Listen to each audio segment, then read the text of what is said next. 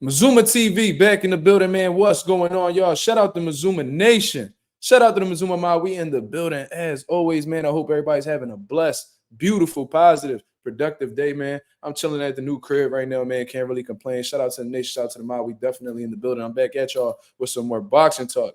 All right, y'all. Let's talk about Anthony Joshua versus Francis Ngannou, man. I'm gonna be giving you guys my reaction to the weigh-in, along with my final prediction going into this fight. You know what I mean?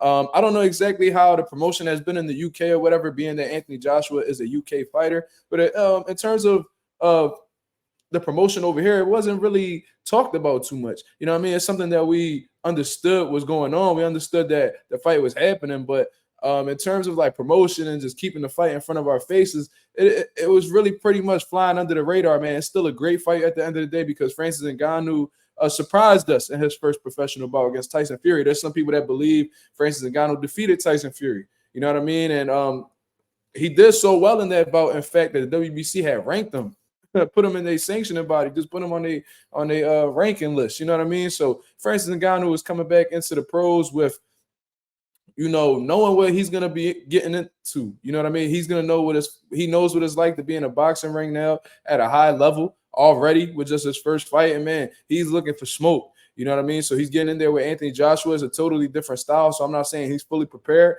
However, he knows how bright them lights are, and he's shown that he could rise to the occasion. So it's a great fight. Anthony Joshua just came off of a spectacular win against Otto Wallen. I was one of the people on here that believed Otto Wallen was going to pose some fits due to some performances I've seen with him where he gave Tyson Fury some problems. You know, he gave Dominic Brazil a boxing lesson and stuff like that. And Dominic Brazil at the time was one of the known heavyweights, one of the top guys in the division. So I held Otto Wallen to not a high standard, but I respected the man. You know what I mean? But Anthony Joshua completely steamrolled him and was able to stop him.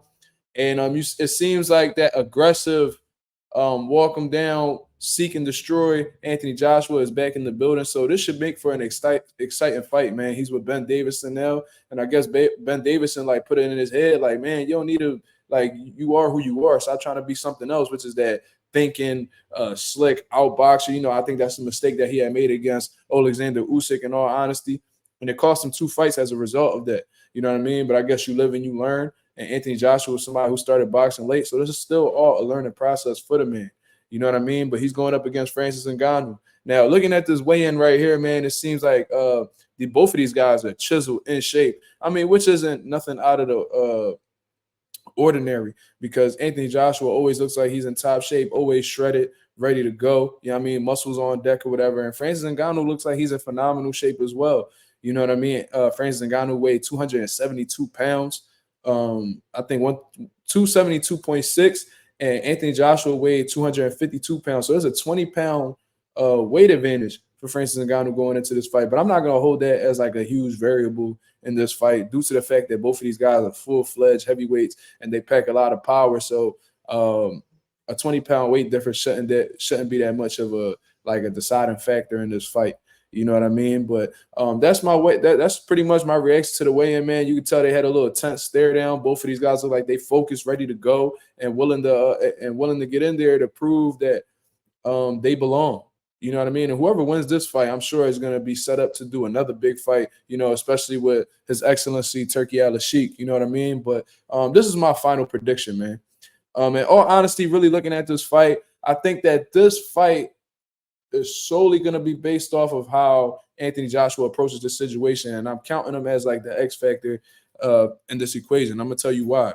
Because we've seen two sides of Anthony Joshua. We've seen the search and destroy Anthony Joshua, juggernaut type shit, walk you down, put them combinations together, hurt you and get you up out of there. We've seen that with Dillian White. We just seen that with Otto Wallen. We've seen it with Vladimir Klitschko. Some of his most successful moments, he was being that person, right?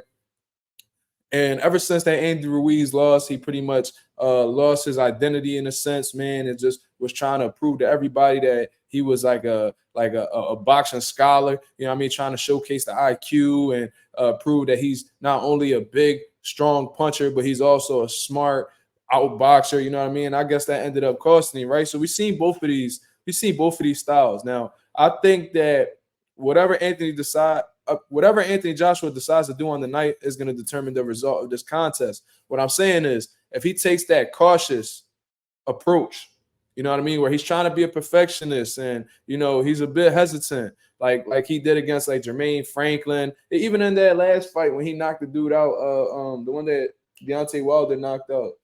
Oh man, fuck, the white dude, the Norwegian Nightmare. I forgot his name, but regardless, he ended up knocking him out. If he takes that approach where he's cautious, trying to be calculated, and not really willing to let his hands go in an aggressive fashion, that could really play into Francis Ngannou's uh style. You know what I mean? If he allows Francis Ngannou to be the aggressor and push him back and throw these big combinations, it could be a short night for Anthony Joshua. You know what I mean? Anthony Joshua, he's taken some shots before, and do I rate him as somebody having the best, having like a grain of chin? Absolutely not. I think that his lights can go out if Francis Ngannou touches the right button. You know what I'm saying? Francis Ngannou is not only one of the biggest punchers in MMA, he's one of the he might be the biggest puncher in combat sports, period. So you got to respect that man. You know what I mean? And Tyson Fury, somebody who's shown to be resilient, you know what I mean? Stand up to some hellacious shots, got dropped by Francis Ngannou with a left hook. You know what I mean? In his first professional bout. So this is somebody that you have to really keep on the defense as much as possible, because every time he's on the offense, it can be a dangerous situation for you. So with Anthony Joshua, if he takes that real cautious approach where he's not really willing to let his hands go, or he's just thinking too much in there, that could really play into Francis Ngannou's part, and as a result could get Anthony Joshua knocked out. However, like I said, if Anthony Joshua pulls out that search and destroy type style, that come forward aggressive combination punches, because Anthony Joshua, he can knock you out with one shot, but that's not really his game. From what I see, he puts combinations together, and he catches you in between one of those combinations. He hurts you, and then he's able to finish you. You know what I mean? If he's able to bring that out his bag where he's aggressive, he's being first, he's showcasing speed, combination punches, you know what I mean? Keeping his hands up nice and high.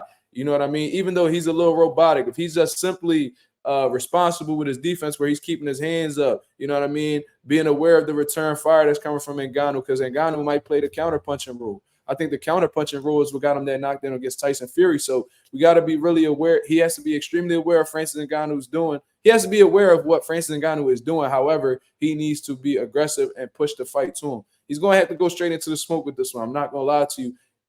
In my opinion, if he wants to be successful and possibly stop Francis Ngannou. Francis Ngannou is a tough dude. He's not going to go away with one shot.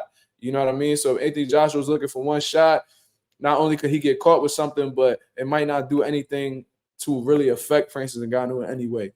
He's a strong dude. I've seen Tyson Fury hit him with a clean elbow, and he didn't even blink. I've never seen him get stopped in MMA or nothing like that. So with that being known, I don't know, man. Anthony Joshua has to put his combinations together. He has to showcase some hand speed. I mean, and really catch Ngannou with some shit. You know what I mean? That's gonna be Anthony Joshua's key to victory, man. Being responsible with his defense and letting his hands go consistently throughout the fight. You know what I mean? Anthony Joshua is a hard puncher. They both have extremely heavy hands.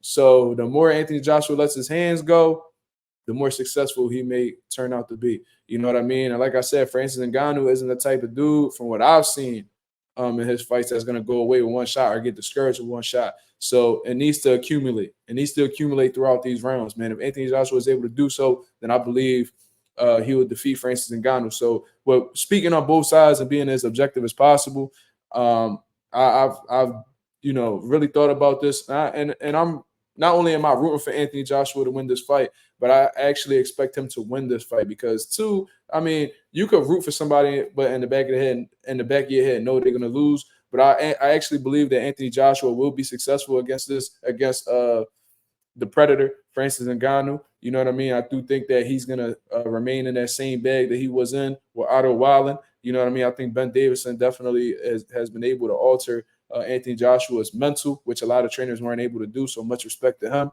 I think he's going to come out aggressive. I think he's going to let his hands go. And I don't think he's going to allow Francis Ngannou to be first. If Ben Davison has the right game plan, you got to keep Francis Ngannou on the defense as much as possible, man. So I do believe that Anthony Joshua's experience is going to play a part. I do think that his aggressive style is going to be effective against Francis Ngannou. And it's just so hard to see Francis Ngannou get knocked out, but fuck it. I'm going to go with Anthony Joshua knocking out Francis Ngannou in 7 rounds. You know what I mean? That's my prediction right there, man. Y'all let me know what y'all think about this. Who do you got winning? Who you rooting for? What's your final prediction, man? You leave it in the comments. And if anybody in the comments turns out right, I'm going to screenshot it and I'm going to shout you out on my next live, man. Until then, this is Mazuma TV. Thank you very much for tuning in. I'm out of here, man. Peace.